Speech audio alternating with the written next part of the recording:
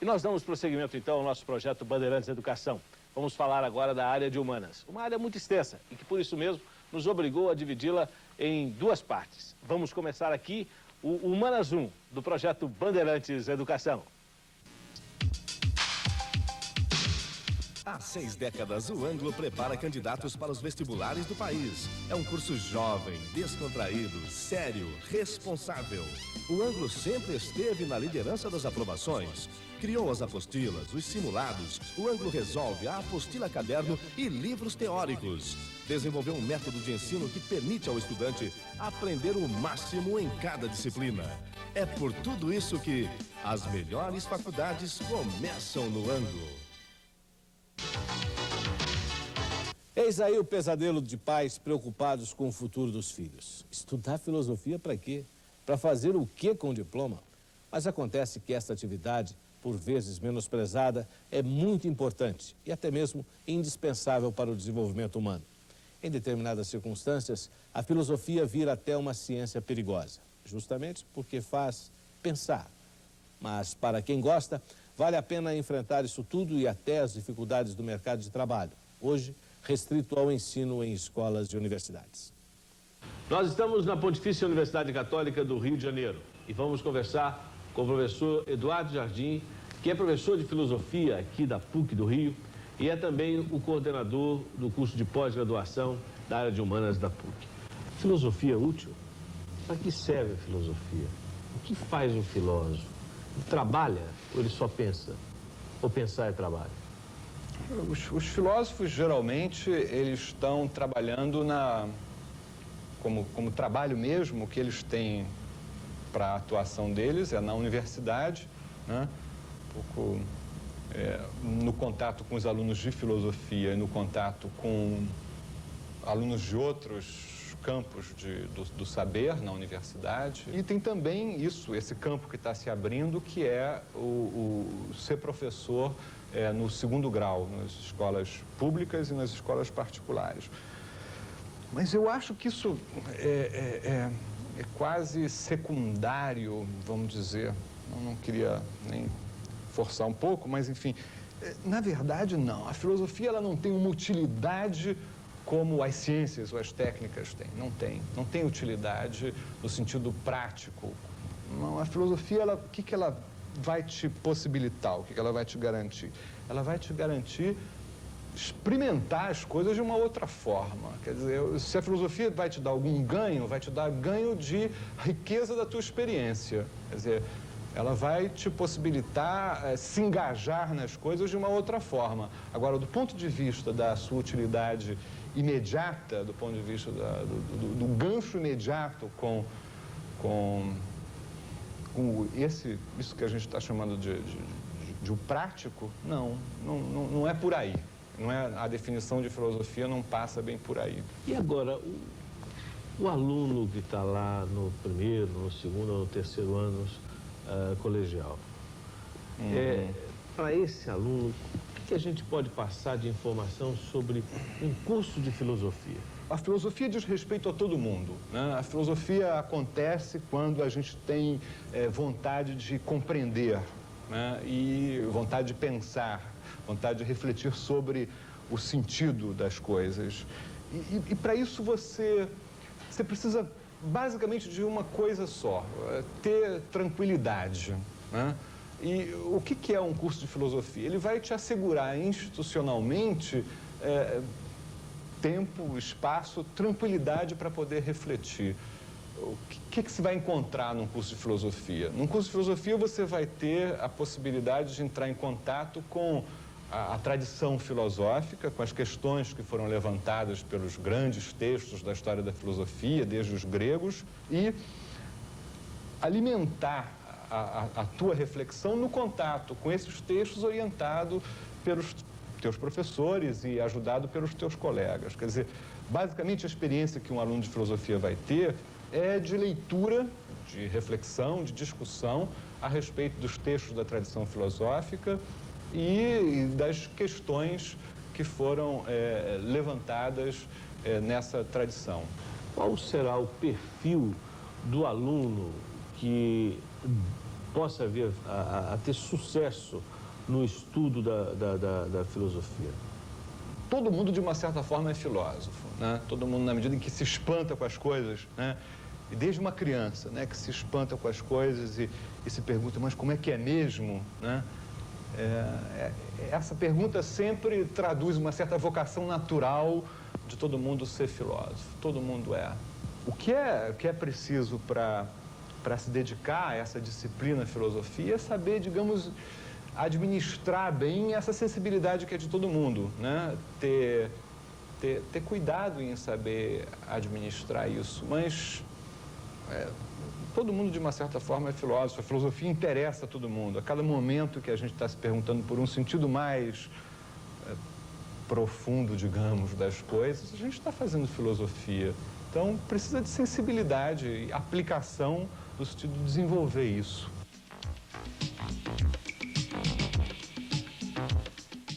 Aqui está um curso de pouquíssimo futuro. Formado de professores de primeiro grau em Educação Moral e Cívica e OSPB. É um curso que tende a acabar. Na realidade, foi um desses cursos que lotavam, em determinada época, classes e classes de faculdades particulares com um tipo de aluno que buscava apenas o diploma para regularizar a sua situação dentro da carreira de professor. É um curso que existe em todo o Brasil e, em sua maioria, em faculdades particulares que costumam dar pouca atenção e recursos para o desenvolvimento e melhoria do curso. Como dizia o filósofo Renato Aragão, é fria!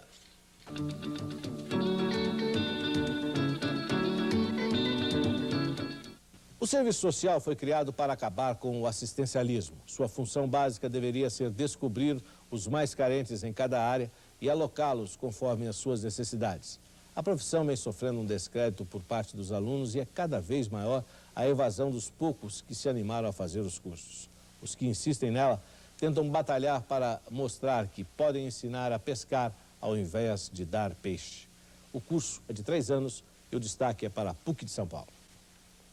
Nós estamos na Prefeitura Municipal de São Paulo e vamos conversar com a prefeita Luísa Erundina de Souza. Prefeita, a senhora se formou em Serviço Social pela Universidade Federal da Paraíba. Qual a importância deste curso, qual a importância da sua formação em Serviço Social para chegar a ser a prefeita da cidade mais importante do Brasil? Olha, quando eu terminei o curso colegial, eu pretendia fazer a medicina.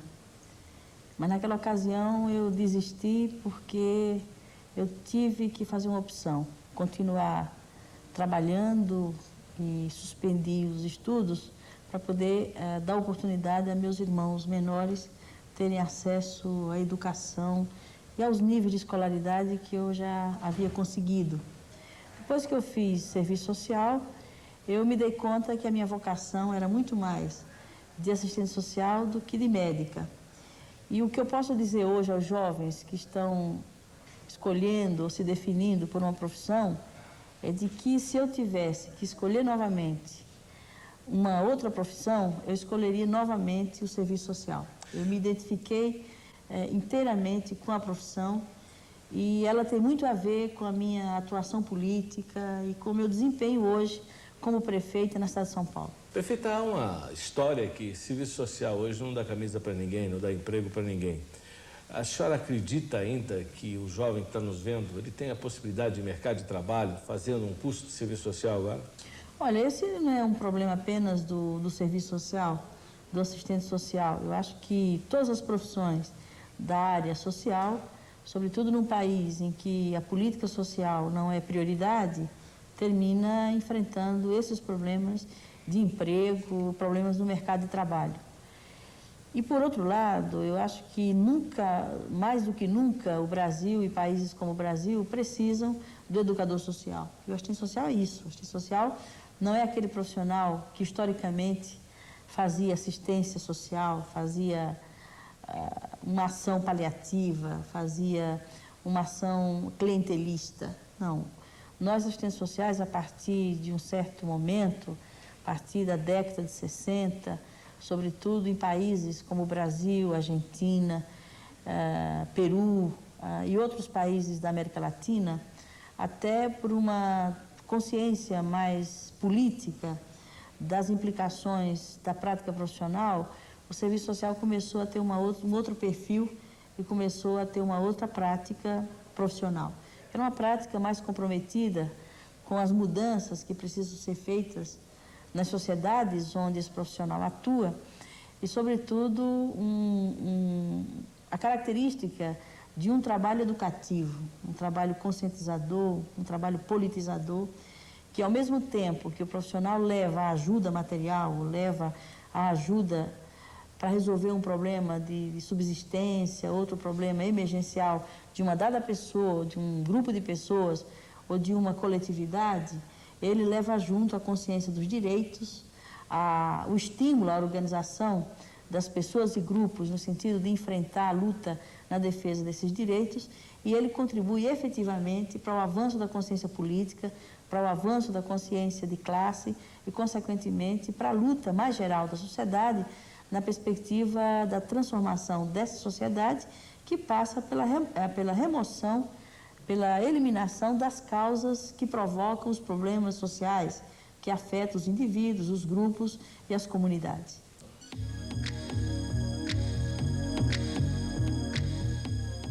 Um mercado de trabalho saturado. Apesar do país ter um altíssimo índice de analfabetos, evasão escolar e repetência. A saída para quem gosta de pedagogia é buscar a área da psicopedagogia, informática ligada à educação, treinamento e desenvolvimento de recursos humanos.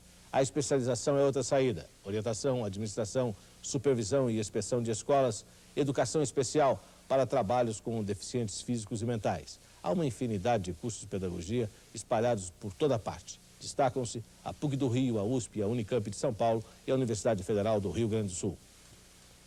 Nós vamos conversar agora com o professor Odécio Rocha Campos. Ele é professor da Universidade Mackenzie, especialista na área de educação, pedagogo e consultor de várias instituições de ensino por todo o país.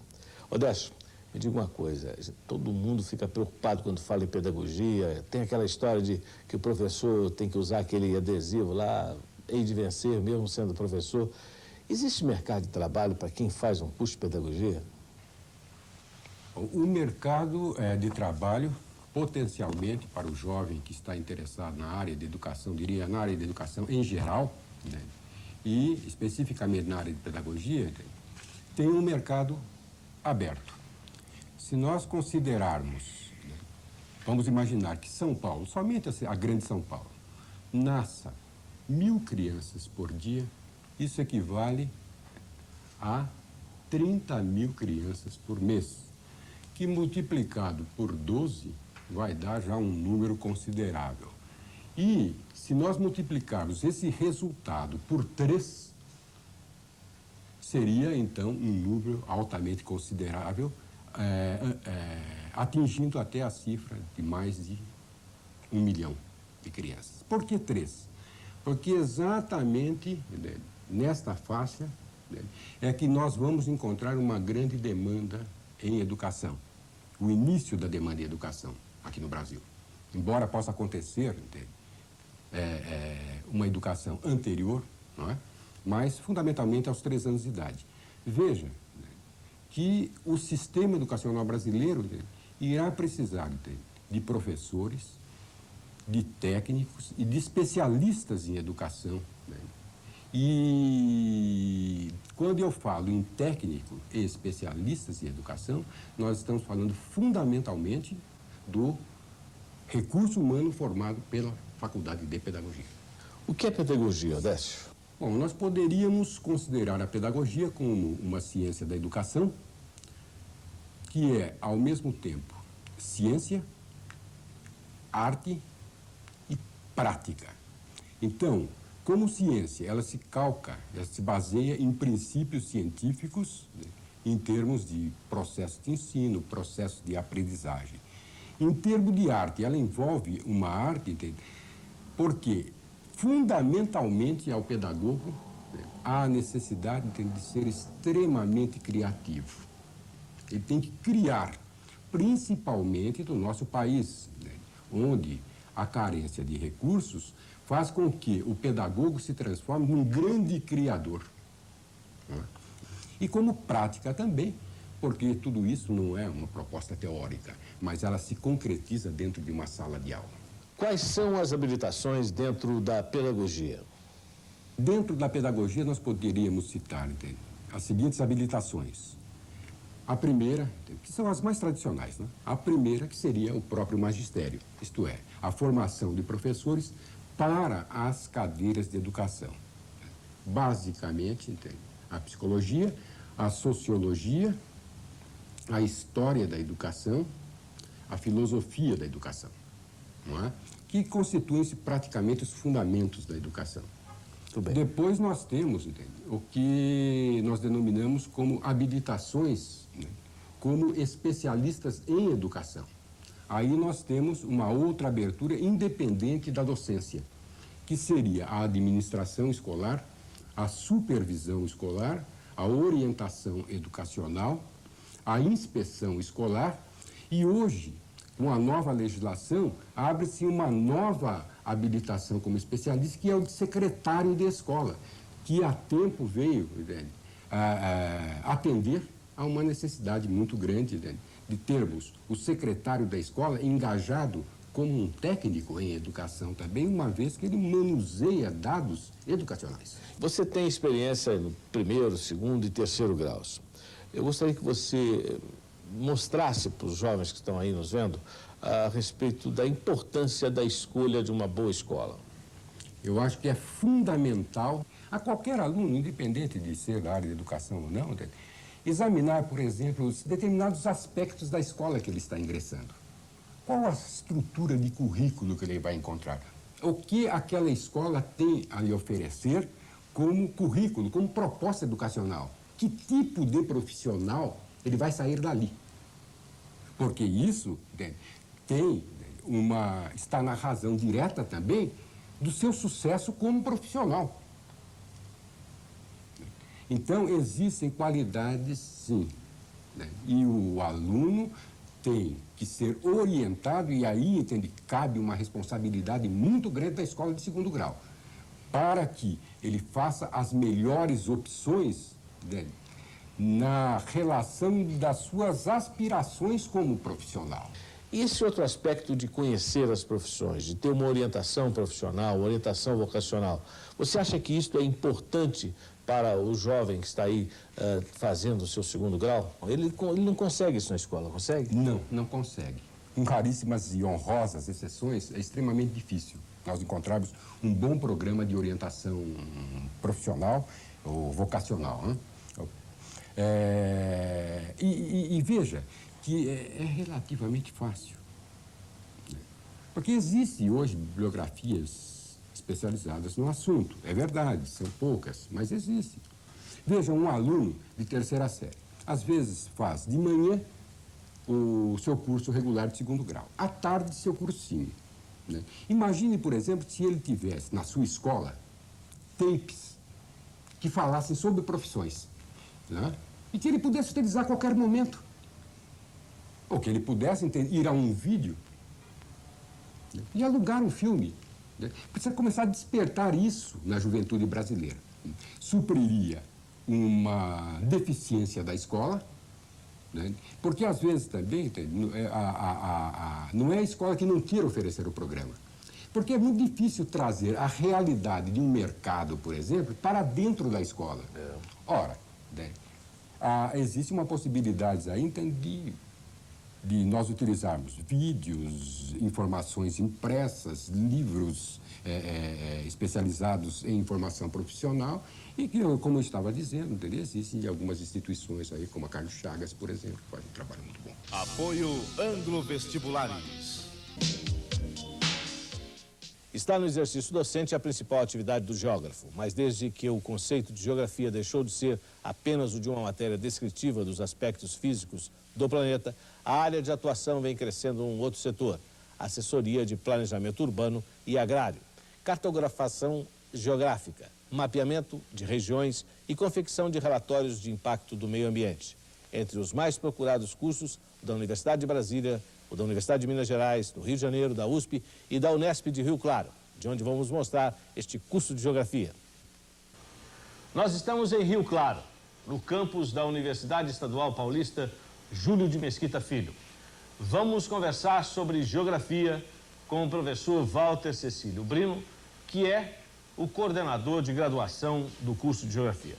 Professor, o que é geografia? Geografia é a ciência que estuda as paisagens em suas inter-relações com os aspectos físicos, humanos e econômicos. Fazer curso de geografia hoje é para continuar sendo professor de geografia? Não, nós temos em Rio Claro duas modalidades, uma licenciatura, outra bacharelado. A licenciatura se destina, evidentemente, à formação do professor de geografia, aquele que vai ministrar aula no ensino médio. E o bacharelado é aquele que vai atuar como geógrafo profissional, pesquisando em geografia. Quais são as partes da geografia? Eu já ouvi falar em geografia física, geografia econômica. Como é que é isso? Bem, esse aspecto de divisão da geografia também é um aspecto discutível dentro da ciência. Dentro do curso de geografia, nós temos diversas disciplinas que permitem dar uma formação adequada ao geógrafo ou ao professor de geografia. Essas disciplinas nós poderíamos agrupá-las nas seguintes: disciplinas propriamente geográficas, como climatologia, geomorfologia, biogeografia, hidrografia e hidrologia. Disciplinas ligadas mais à parte humana e econômica, como geografia humana, geografia econômica, geografia da indústria, geografia regional, geografia do Brasil. Essa seria o bloco propriamente das disciplinas geográficas. Mas dentro do curso também existem disciplinas complementares que têm muita importância tanto para o professor como para o pesquisador. Como é o caso, por exemplo, de economia, de história, de sociologia, etc. Existem também disciplinas técnicas, como cartografia, aerofotogrametria e outras formas de sensoriamento, que hoje têm uma importância fundamental para justamente realizar esse levantamento e esse estudo da organização do espaço.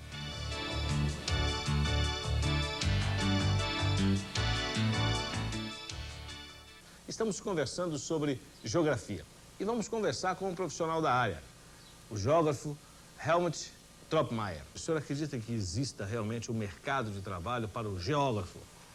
Eu diria o seguinte: aos alunos que ingressam ou aos alunos que se formam, é preciso procurar uma boa escola, um bom curso.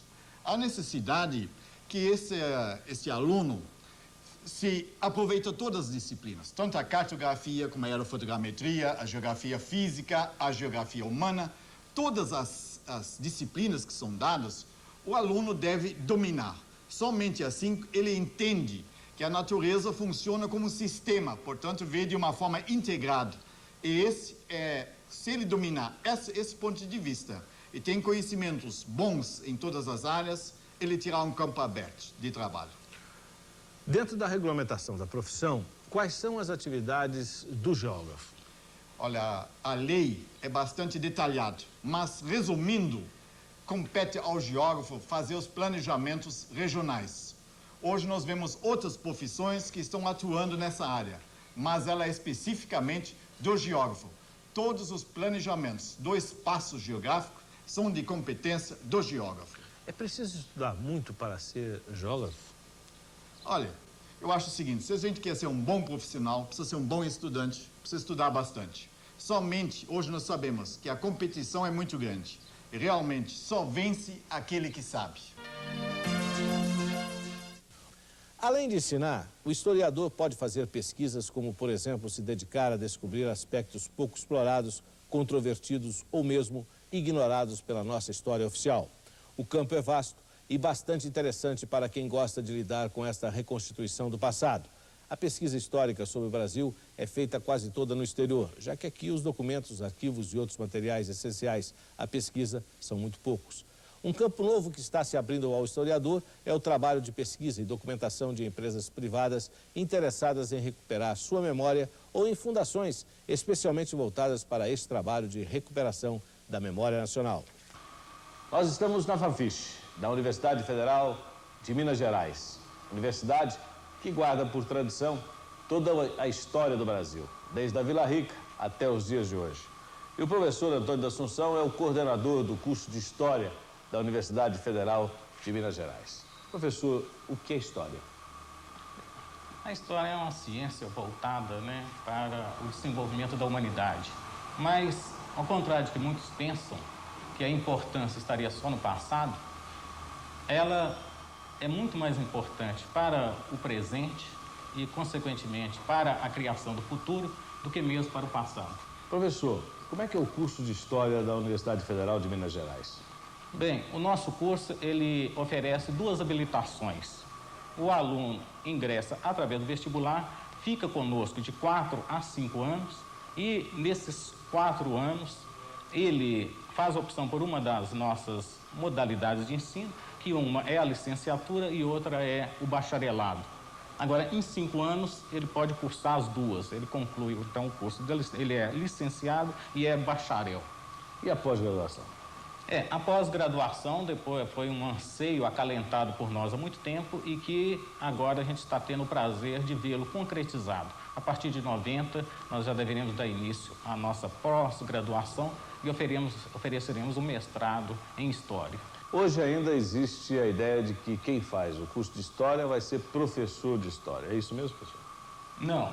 Hoje, o nosso profissional, embora majoritariamente ele ainda se volte para o ensino, hoje já há uma abertura muito maior para a pesquisa, para como diríamos assim, a assessoria a empresas, a firmas, o trabalho em arquivos e museus. Então, o campo tem se ampliado consideravelmente e não se encontra hoje mais restrito apenas à licenciatura ou ao magistério.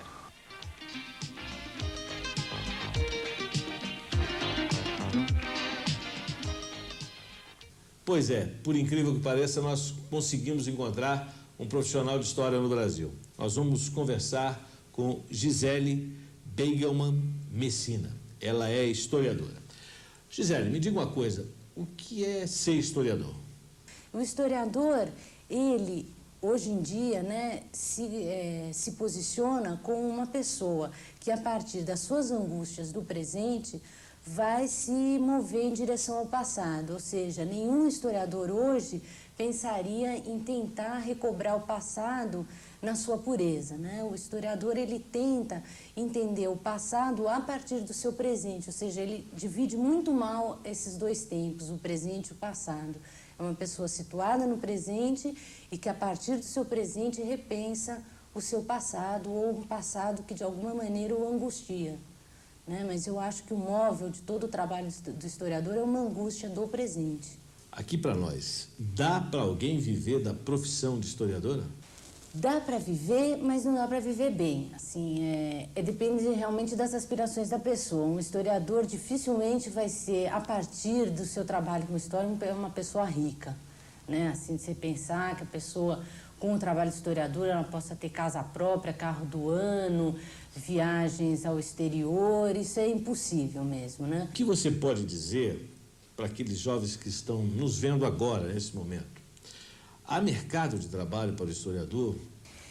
Eu acho que o mercado de trabalho é o que a gente poderia chamar de uma barra. É uma coisa que todo mundo que vai fazer história tem que estar preparado para isso. Mas eu particularmente considero o trabalho tão magnífico e ele é tão gostoso e enriquecedor, mesmo tanto pessoalmente quanto socialmente até, que eu acho muito difícil que uma pessoa que comece a fazer história, passado o 2º ano de história, que ela não continue na profissão. Eu acho que vale muito a pena. Eu nunca pensei em abandonar a carreira. A maioria das pessoas que eu convivo e que são historiadores também jamais